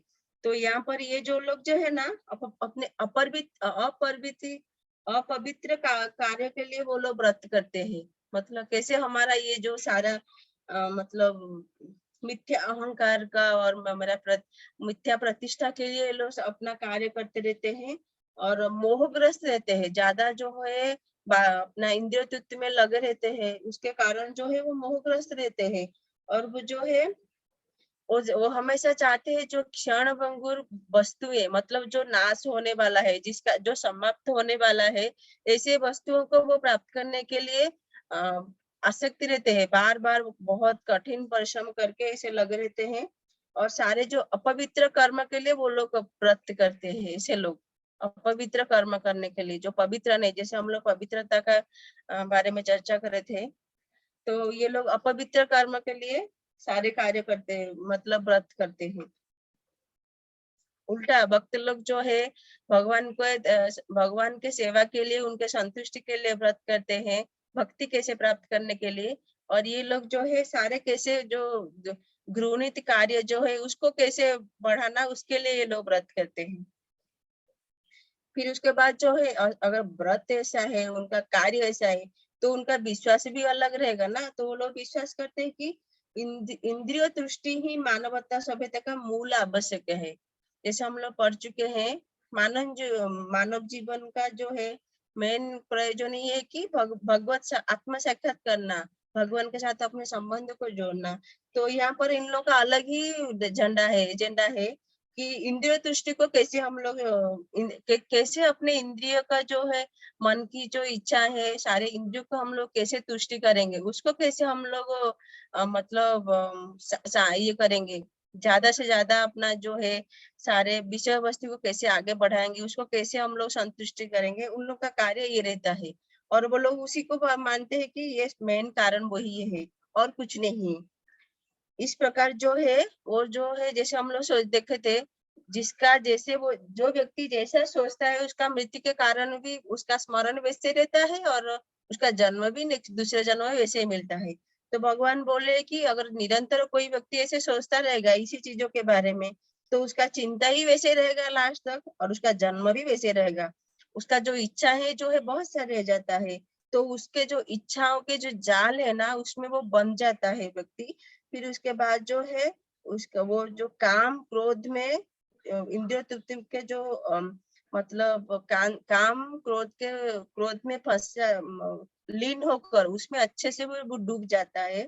और इंद्रिय तृप्ति के लिए वो जो है अवैध ढंग से धन संग्रह करता है, मतलब जो वैध, मतलब जो चीज नहीं करना चाहिए वो चीज में जो है वो धन संग्रह करता है ऐसा व्यक्ति। पहले जैसे हम लोग राक्षस लोगों का, जैसे हिरण्यकशिपु, रावण, दो सब लोग जो वो लोग क्या कैसे करते थे, दूसरों के जो है राज्य को हड़पते थे और उसके जो है सारे धन संपत्ति को लूटकर वो लोग को लेके आ जाते थे और अपने मनमानी ढंग से उनके ऊपर अत्याचार करते थे। पर आजकल के जो है, जैसे हम लोग ये भौतिक जगत में, ये जगत में जो लोग है ना, वो लोग जो है जो दैवी प्रकृति में नहीं है, ये लोग भी वैसे करते हैं। सारा जो अगर कोई धनी लोग जो है वो गरीब लोगों के प्रति अपना अत्याचार करके अपना उसका सारा धन संपत्ति सब लूट कर, वो लोग भी वैसे करते हैं। राक्षस लोग जैसे करते थे ये लोग भी वैसे कर रहे, धन संग्रह वो लोग इकट्ठा करते। फिर उसके बाद जो है और डिटेल से भगवान बता रहे कि आसुरी व्यक्ति सोचता है आज मेरे पास इतना धन है और अपनी योजनाओं से मैं और अधिक धन कमाऊंगा। उसका सोच कैसा रहता है, उसका वो कैसे कार्य करता है, उसके बारे में बताए कि मैं और अधिक कैसे धन कमाऊंगा, और इस समय मेरे पास इतना है किंतु भविष्य में यह बढ़कर और अधिक कैसे और अधिक हो जाएगा, और वह मेरा शत्रु है और मैंने उसे मार दिया है, और मेरे अन्य शत्रु भी मार दिए जाएंगे। मतलब वो अपना शत्रु को मारना चाहता है और बोल रहा है कि मैं उसको मार दिया है। मतलब जो है सभी वस्तुओं का स्वामी मानता है। आसुरी प्रवृत्ति वाले लोग जो है सभी वस्तुओं को अपना स्वामी मानता है और वो सोचता है कि मैं ही भोक्ता हूँ। जैसे हम लोग पढ़ चुके हैं जी कि भगवान जो है सभी वस्तुओं के स्वामी है और वो ही भोक्ता है। आसुरी प्रवृत्ति वाले जो है व्यक्ति वो खुद को स्वामी मानते हैं और खुद को भोक्ता भी मानते हैं। और वो भी और ये व्यक्ति क्या सोच रहा है कि मैं ही सिद्ध हूँ, मैं ही शक्तिमान हूँ तथा मैं ही सुखी हूँ और कोई नहीं, और मैं ही सबसे धनी हूँ और मेरे आसपास मेरे कुलीन संबंधी है, अन्य कोई मेरे समान शक्तिमान तथा सुखी नहीं है। मैं यज्ञ करूंगा, दान करूंगा और इस तरह आनंद मनाऊंगा। इस तरह ऐसे व्यक्ति जो है अज्ञान वश मोहग्रस्त होते हैं। भगवान जो है यहाँ पर बोले, फिर इसके बाद भगवान बोले इस प्रकार अनेक चिंताओं में से उद्विग्न होकर तथा मोह जाल में बंधकर वे इंद्रियों भोग में अत्यधिक आसक्त हो जाता है और नरक में गिरते हैं। यहाँ पर भगवान बोल रहे हैं कि जो आसुरी व्यक्ति है ना, आसुरी प्रवृत्ति व्यक्ति, वो ऐसे सोचता है आज मेरे पास इतना धन है और मैं और भी उसको बढ़ाना चाहता है, और वो जो है लोगों को मतलब सबके ऊपर बड़ा ऊपर रहने के लिए वो लोगों को मार देता है और वो प्लानिंग भी रहता है उसको कैसे मारना है, कल मैं उसको मारूंगा कल, और मेरे पास जो है वो बोलता है, सोचता है कि मैं सभी वस्तुओं का स्वामी मैं ही हूँ। जैसे श्री ईशोपनिषद के अनुसार भगवान ही सारे वस्तुओं का स्वामी है। वो भगवान जो है सारे वस्तुओं को सृष्टा है, उनका पालन करता है, उनको सृष्टि उन्होंने की है, पालन भी वही करे हैं। तो यहाँ पर जो है आसुरी प्रकृति वाले व्यक्ति वो सोच रहा है कि मैं ही मतलब सभी वस्तुओं का स्वामी हूँ, मैं ही भोक्ता हूँ, मैं ही सबसे बड़ा धनी हूँ। तो भगवान बोले कि ये जो है ऐसे व्यक्ति जो है अज्ञान बस से ऐसे कार्य कर रहा है, उसको ज्ञान नहीं है तो इसलिए ऐसे कार्य कर रहा है। और ऐसे व्यक्ति जब बहुत आसक्ति हो जाता है ना, तो उसको जो है एक ही जगह उसको मिलता है, वो है नरक। उसको नरक जगह मिलता है। यहाँ पर एक उदाहरण दिए थे कि रावण जो है सबसे बड़ा स्वामी, वो खुद वो जो है भगवान श्री राम जी को मानता नहीं था, भगवान नहीं मानता था। वो बोल रहा था मैं ही स्वामी हूँ, सीता माता का अपहरण कर लिया और सबसे बड़ा नीच कार्य किया। वो सबसे बड़ा वेदांती है, उसको चतुर मतलब सारे वेद उसको अच्छे से मालूम था, फिर भी ऐसा ऐसा कार्य किया जो है अपना प्रवृत्ति, आसुरी प्रवृत्ति के कारण जो है सारे राजाओं को मतलब हराकर खुद मार कर हरा कर जो है उसका रानियों को लाके रखता था। मतलब सारे गलत कार्यों को किया था वो मतलब रावण। तो भगवान बोल रहे कि जो है ये जो लोग जो है मोहजाल में बहुत बन जाते हैं, इंद्रिय भोगों को और अत्यधिक उसके प्रति आसक्त हो जाते हैं। तो भगवान बोले ऐसे व्यक्ति जो है नरक की ओर वो जो है उसका एक ही जगह रहता है कि वो नरक ही जाता है। मतलब उसका प्रगति नहीं होता है आसुरी प्रकृति वाले लोगों का, क्योंकि वो जो है अपने को खुद को जो है सब हमेशा जो है श्रेष्ठ मानता है और घमंडी रहता है। और भगवान बोले कि वो अपने संपत्ति का मिथ्या प्रतिष्ठा वो सारे संपत्तियों का मालिक वो खुद बनना चाहता है और विधि विधान का जो है शास्त्रों का पालन नहीं करता है। और भगवान बोले कि जो है वो लोग भी यज्ञ करते हैं, पर वो बड़े गर्व के साथ यज्ञ करते हैं, मैं कर रहा हूँ, मैं करता हूँ, क्योंकि वो सोचता है ना मैं करता हूँ मतलब मैं स्वामी हूँ। तो वो यज्ञ भी ऐसे गर्व के साथ करते हैं। और जैसे हम लोग जैसे हम लोग को मालूम है यज्ञ सिर्फ जो है भगवान कृष्ण के लिए करना चाहिए, उनके जो है उनके संतुष्टि के लिए हमें यज्ञ करना चाहिए। तो यहाँ पर भगवान बोले जो वो खुद के लिए गर्व के साथ अगर कोई यज्ञ कर रहा है व्यक्ति, जो ये व्यक्ति यज्ञ कर रहा है उसको जो है उसके मन में जो है विनम्र भाव रहना चाहिए यज्ञ करते समय, क्योंकि उसमें जो है उसका भाव जैसा रहेगा ना, वो यज्ञ में जो आहुति दे रहा ना वो आहुति के साथ उसका भाव ही वैसे रहेगा। तो अगर हम घमंडी रहेंगे, गर्व करेंगे, अहंकारी रहेंगे तो वो यज्ञ का कोई महत्व नहीं है।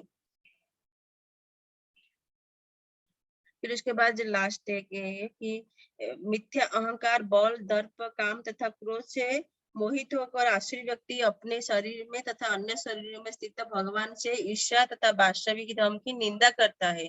मतलब वो भगवान को मानता नहीं और उल्टा उनको निंदा करता है, भगवान का निंदा करता है। तो भगवान बोल रहे कि जो लोग ईर्ष्याल तथा क्रूर है वो नरों में अधम। हम लोग 4 व्यक्ति के बारे में चर्चा करे थे, माता जी कोई बताएंगे? 4 व्यक्तियों के बारे में हम लोग चर्चा करे थे जो भगवान को मानते नहीं है। इसमें एक आया है नराधाम और 3 जन का है, आपको याद है माता जी?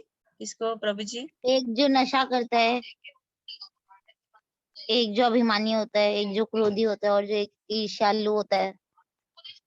हाँ माता जी, इसमें जो 4 व्यक्ति जो है भगवान को मानते नहीं है, तो उसमें एक नराधाम है, मतलब नरों में अधम जो है, मतलब जो ज्ञान शून्य है। और 2 फर्स्ट जो है मूर्ख है, जो भगवान के बारे में उसको कुछ ज्ञान नहीं है, मूर्ख।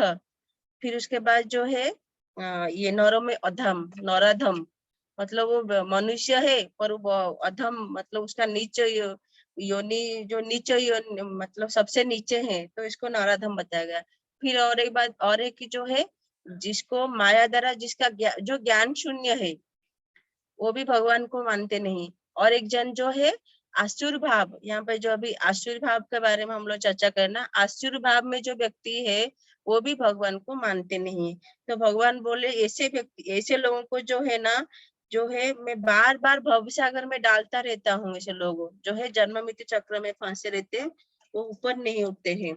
और जो है उनका लास्ट एक जो चीज है लास्ट में जो है वो लोग अधम गति मतलब नरक का द्वार को प्रवेश करते हैं। और नरक का द्वार, नरक जाने के लिए 3 द्वार भी रहता है उसमें। वो क्या है? काम, क्रोध तथा लोभ, 3 द्वार है। तो ये तीनों द्वार, जिसके पास ये तीनों द्वार है, भगवान बता रहे कि नरक जाने के लिए 3 द्वार है। काम है, अत्यधिक जो मतलब जो आसक्ति रहता है। फिर इसके बाद क्रोध, जिसको बहुत क्रोध रहता है, और लोभ। ये सब सारे चीज जो है भगवान बोले ये आसुरी प्रवृत्ति वाले लोगों के ऊपर, लोगों के अंदर बहुत रहता है।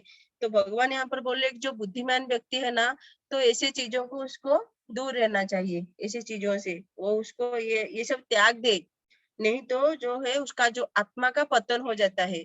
मतलब जो है उसका जैसा कर्म करेगा, जैसा वो सोचेगा, तो उसका जो है उसका शरीर वैसे बार बार जो है बदलता रहेगा।